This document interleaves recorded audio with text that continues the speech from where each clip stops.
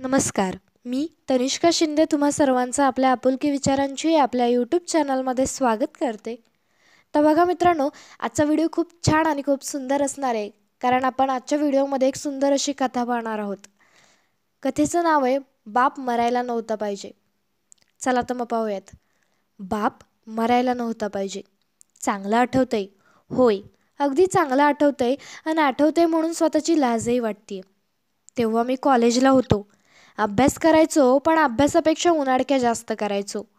उनाडक्या करायला पैसा लागायचा आणि पैसा कमवायची तर काही अक्कल नव्हती.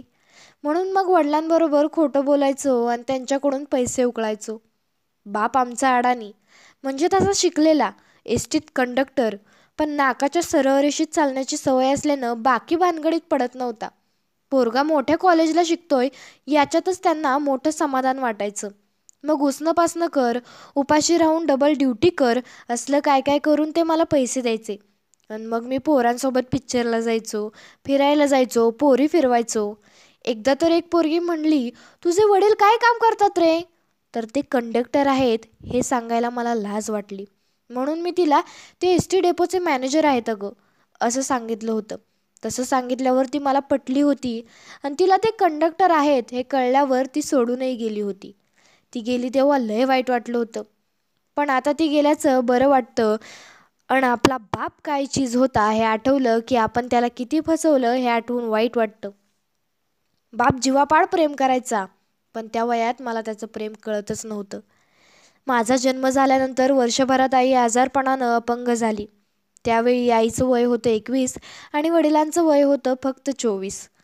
तेव्हापासून वयाच्या 60पर्यंत त्या माणसानं आपल्या अपंग बायकोला सांभाळलं, मनापासून जपलं.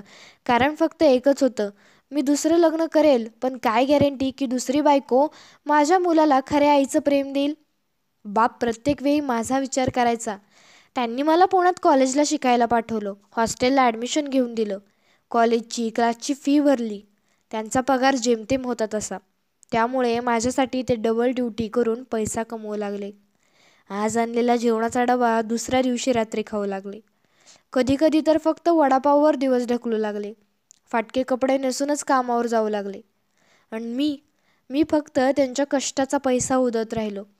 वडिलांना डबल ड्युटी करण्यासाठी 120 किलोमीटर एस टी न्यावी लागायची. त्यावेळचे रस्ते असे होते की एस टीतल्या माणसाची हाडं खिळखिळ व्हायची. हाडं खिळखिळ करत 8-10 तासांचा प्रवास करत आणि 2 वडापाववर दिवस ढकलल्यावर वडिलांना 700 रुपये मिळायचे आणि मी कॉलेजमध्ये शायनिंग मारण्यासाठी 1000 रुपयाची जीन्स घालायचो. आपण बापाला फसवतोय याची कधीमधी जाणीव व्हायची बरं का. पण कॉलेजच्या वयात बापाला फसवणं स्वाभाविक असतं असं वाटून मीच माझी समजूत घालायचो. ती समजूत नसून फसवणूक होती हे लय उशिरा कळलं मला.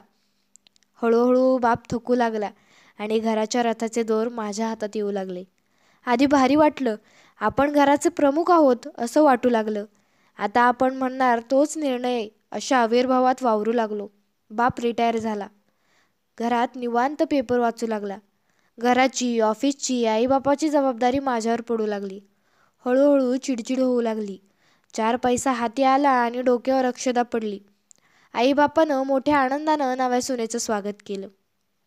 काही वर्षांनी मी बाप झालो आणि आता माझा प्रवास सुरू झाला. रात्री अपरात्री लेकरू रडायचं आणि मी झोपेतून उठून गुमान त्याला खेळवायचो. मध्यरात्री सारं शहर झोपलेलं असताना गॅलरीत घेऊन त्याला बसू लागलो. रात्री लेकरानं जागवलं म्हणून दुसऱ्या दिवशी ऑफिसात डुलक्या घेऊ लागलो आणि बॉसच्या शिव्या खाऊ लागलो. रोज रात्री मित्रांसोबत गप्पा मारणारा मी आता लेकराच्या गोळ्या, औषधं, खेळणी, कपडे खरेदी करू लागलो. घरी आल्यावर टी व्ही पाहत लोळणारा मी आता कितीही थकून भागून आलो तरी लेकरासोबत खेळू लागलो. खूप चिडचिड होत होती, पण मी शांत राहत होतो, कारण आता मी बाप होतो.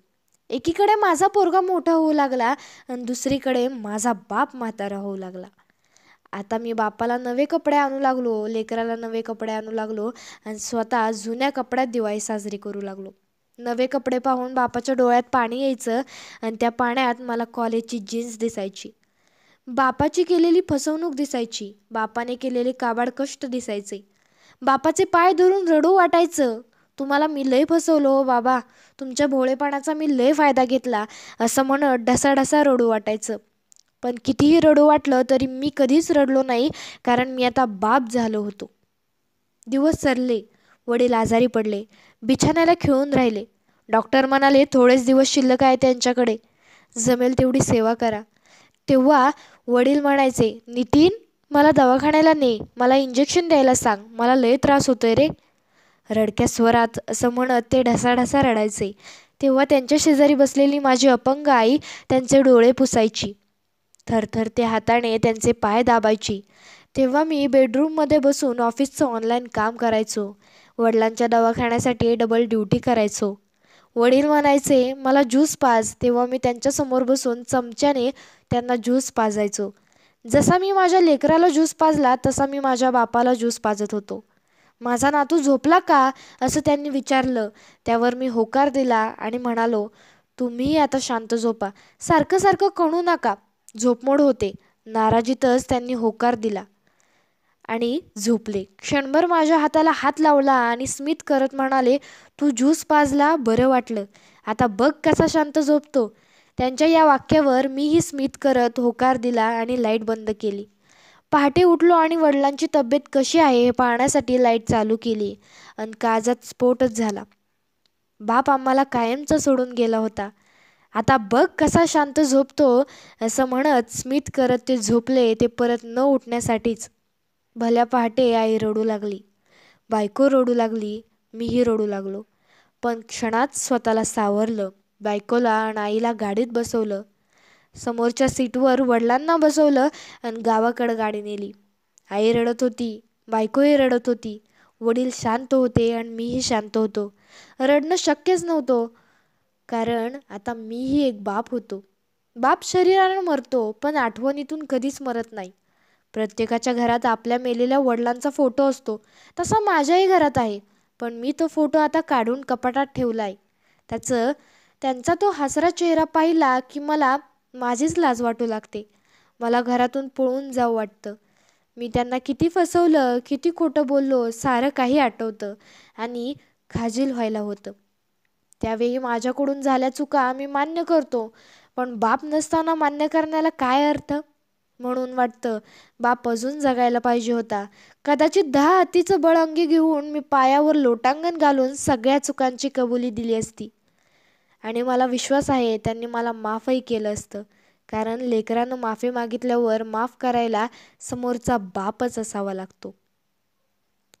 तर मित्रांनो, 100% मला खात्री आहे तुम्हाला आजचा व्हिडिओ नक्की आवडला असेल तर लाईक करा, शेअर करा आणि चॅनलला सबस्क्राईब करायला विसरू नका. Thank you for watching my video. Thank you.